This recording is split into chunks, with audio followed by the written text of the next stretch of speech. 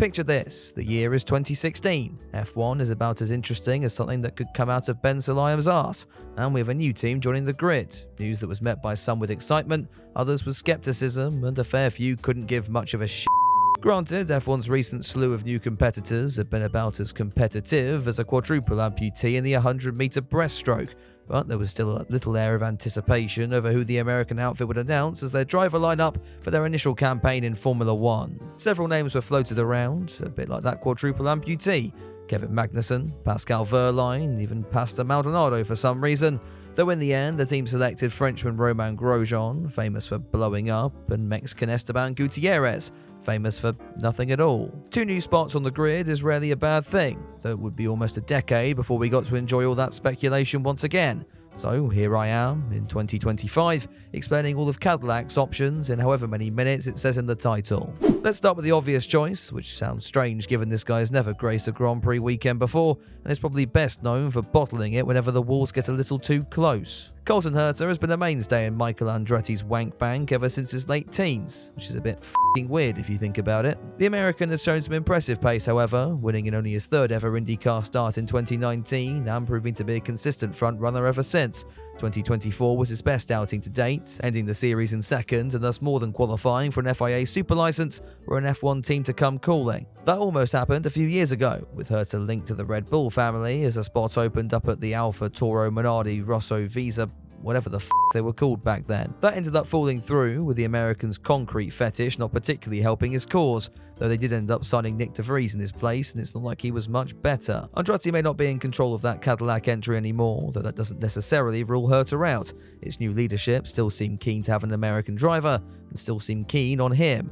Their age is starting to raise a few doubts, with Herta only a month off turning 26, ready to make his Grand Prix debut in the sport next season. It's going to really depend on how Colton gets on an IndyCar this year, though he's got his foot halfway in the door already. Chances of happening, we'll give it a 7 out of 10. Regardless how old he is, Herta would still classify as a rookie were he to make his debut in 2026, so a more measured, experienced hand is likely needed in the other car, and thus all eyes turn to Valtteri Bottas. The Finn found himself at the mercy of Lord Shroom at the back end of 2024, losing his seat for the upcoming season and having to rejoin Mercedes as chief video game driver. Few saw last year's Abu Dhabi Grand Prix as much of an F1 farewell, however, with many expecting Valtteri to make it back into the field for 2026, and we're better than the new Cadillac outfit. With many drivers' contracts covering the start of the new rules era anyway, options are relatively limited, and this could be a situation that just benefits all parties involved. Cadillac get a driver with significant experience with the top team, Porridge Man gets back onto the grid, and it will likely even be a step up in the performance charts given how utterly wank Sauber were in 2024. Chances are probably around the same as Herta on this one, so here's another 7 out of 10. He's not the only option out there, however, and if Cadillac want more recent championship winning experience, why not check in on Sergio Perez, provided he's not killed himself yet? The last 2 years were pretty undignified for the Mexican, who found himself fast exposed to the masses, embarrassing himself on a global stage as he was repeatedly bummed by a sloth-looking Dutchman. With Checo thus spending 2025 on the sidelines, scraping his social media of all the "I'm not leaving" declarations, it's no doubt he'll likely want to try and redeem himself by returning to the grid in 2026, and again, Cadillac could be the perfect match to make that happen. Renowned for his technical feedback, even if Red Bull did choose to ignore 90% of it last year, Perez would be a great short to mid-term option to help the team find its feet. He also brings the benefits of Mexico and a lifetime supply of Kit Kat with him, so if his most recent break does him good, this could end up being an excellent, albeit risky option for the team. Just don't expect a multi-year contract this time around. 6 out of 10 chance on this one. Right, who's next? What about Mick Schumacher? No, I'm only kidding, he can toss himself off and WEC for eternity. What about Guanyu Zhou then? No, I promise I'm being serious this time. Zhou doesn't necessarily bring the status, or the experience, or the pace compared to some of the drivers we've already mentioned, but he does bring Chinese money, and quite a lot of it. That's quite an appetizing prospect for a team that's just had to pay $450 million simply to stop the other 10 teams from crying like spoilt 5-year-olds. And it's not the only thing linking Zhou to that seat either. If you've had eyes for the last couple of weeks, you've probably already spotted in the news that the ousted Sauber man has just re-signed with Ferrari as a reserve driver for this season, the same team that we supply in Cadillac when they enter the fray in 2026.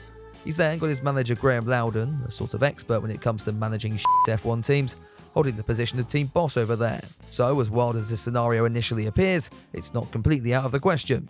That said, it's still a bit wild, so we'll give it a 4 out of 10. That's the main candidates covered then, so who are we left with? Well, it wouldn't be much of an FP1 wheel video without a bit of simping over Daniel Ricciardo, so why not throw the honey badger into the mix? When the Australian was linked with this team only a few months ago, scenes over at Twitter resembled that of the Vatican roof after someone introduced the Pope to his first fleshlight.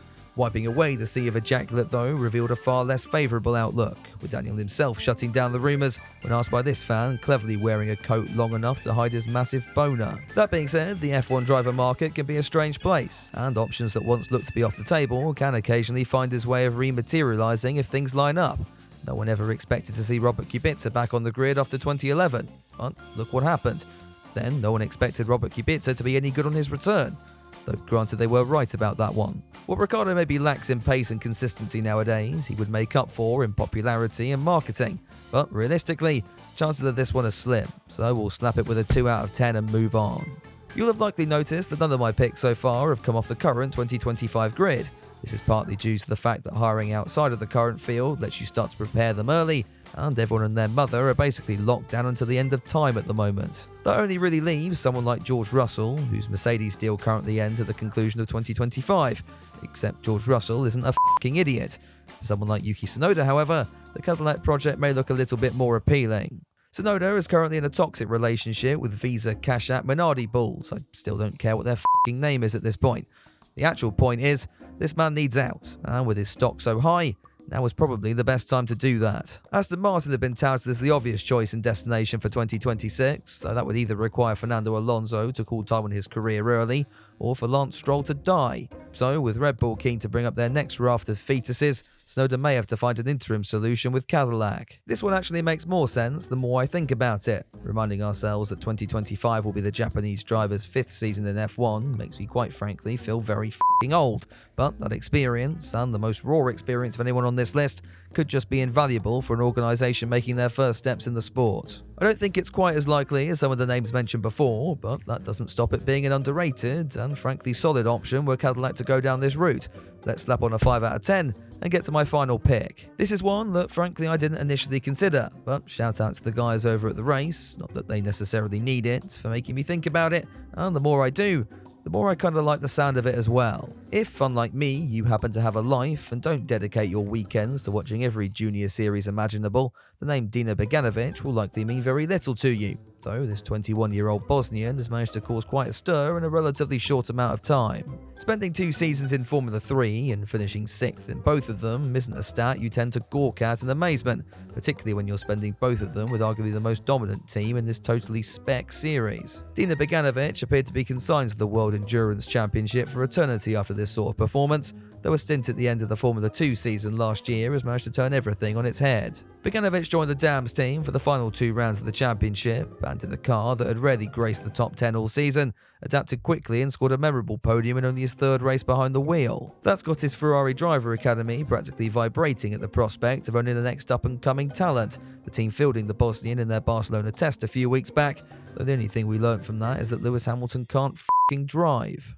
Jokes aside, the test likely foreshadows appearances in FP1 sessions this year for Beganovic, and with a full F2 season also locked down with high-tech for this year, Ferrari may well want to find a place for him on the 2026 grid. That probably won't be with Sauber, who of course will have morphed into Audi by this point, so why not shuffle him into a Cadillac seat, along with a nice little engine discount to boot.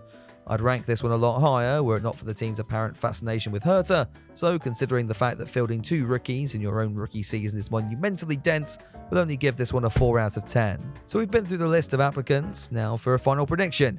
You already know how I am at these, but at this very early stage in proceedings, I think Cadillac will go with Herta in one car, for better or for worse, then slot Bottas in for experience in garage number 2. That gives you a tasty mix of somewhat youth and experience. But what do you think? Let me know down in the comments section below. A big thank you to the patrons and channel members who get these videos early, and if you want to be a part of that and help support me in the channel, the relevant links are also down below.